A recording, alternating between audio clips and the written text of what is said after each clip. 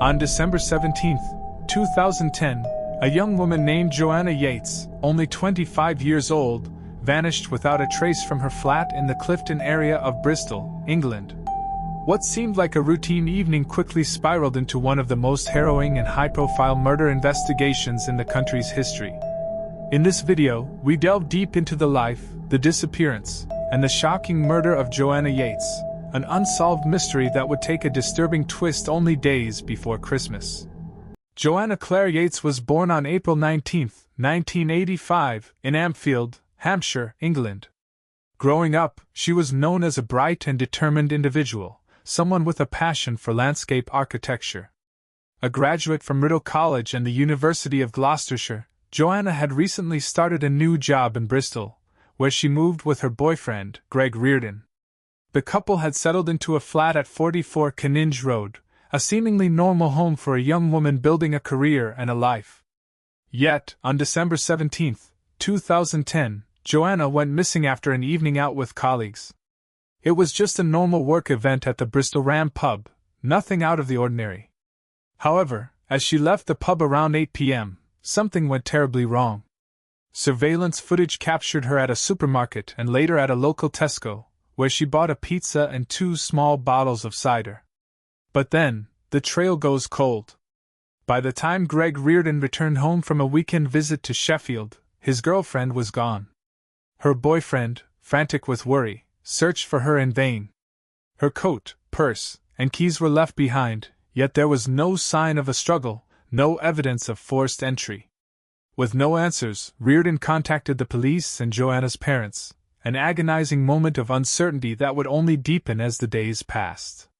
Investigators combed through CCTV footage and conducted interviews, but despite their efforts, no one could explain what had happened to Joanna. 8 long days passed. Then, on Christmas morning, a couple walking their dogs stumbled upon a body near a quarry in the village of Fayland, Somerset, just 3 miles from Joanna's home. It was the worst possible news anyone could imagine. The body, discovered in the snow, was confirmed to be that of Joanna Yeates. The discovery of her body sparked an intense and widespread investigation, one of the largest the city of Bristol had ever seen.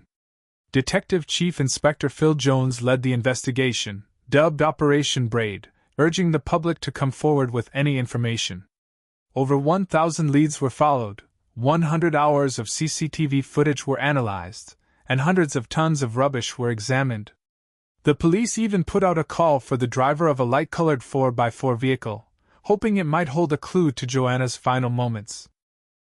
Meanwhile, the investigation took an unexpected turn when Christopher Jeffries, Joanna's landlord, was arrested. Jeffries, a somewhat eccentric figure who lived in another flat in the same building, became the subject of intense media scrutiny. The press coverage of his arrest was nothing short of a media frenzy, with Jeffries vilified and his reputation severely tarnished. But as it turned out, he was released without charge after 2 days in custody. Vincent Tabak was born in the Netherlands on February 10, 1978. He was an intelligent, highly educated individual who held a degree in engineering. After moving to the UK in 2007, he settled in Bath, where he worked as a people flow analyst for a prestigious consultancy firm. This role, though somewhat niche, reflects Tabak's capacity for meticulous analysis and problem solving. On the outside, he appeared to be a model citizen, respectable, intelligent, and unassuming. But beneath this exterior, Tabak harbored a disturbing darkness. Those who knew him described him as quiet, often reclusive. He had few close friends and kept to himself. But it was within this solitary existence that his darker impulses began to form, impulses that would ultimately lead him to become the perpetrator of a crime that shocked the nation. Tabak lived in the same building as his victim, Joanna Yeates. They were neighbors, but their relationship was purely incidental. Either of them knew each other particularly well. It is this very proximity, this sheer randomness of fate, that set the stage for what would transpire in December of 2010. She had been strangled in her own apartment, and the manner in which she was killed indicated that it was not an act of random violence but one that was premeditated and executed with precision. The investigation into her death was swift, and detectives quickly uncovered evidence that suggested the involvement of someone close to her.